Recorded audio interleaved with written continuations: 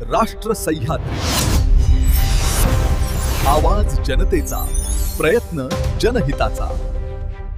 पुणे ते शिर्डीच्या भाविकांसाठी आनंदाची बातमी असून दिनांक 22 जून पासून पुणे ते साईनगर शिर्डी ही नवीन रेल्वे गाडी नियमित धावणार असून रेल्वे विभागाने वेळापत्रक जाहीर केले।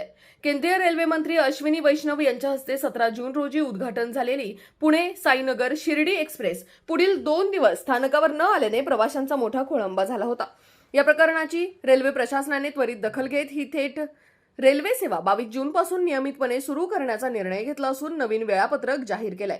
ही गाडी पुणे जंक्शनवरून दररोज सकाळी 6:55 सुटून दुपारी 12 वाजता शिर्डीला पोहोचेल, तर परतीच्या प्रवासात शिर्डीहून सायंकाळी 6:10 सुटून रात्री 11:55 पुण्याला पोहोचेल।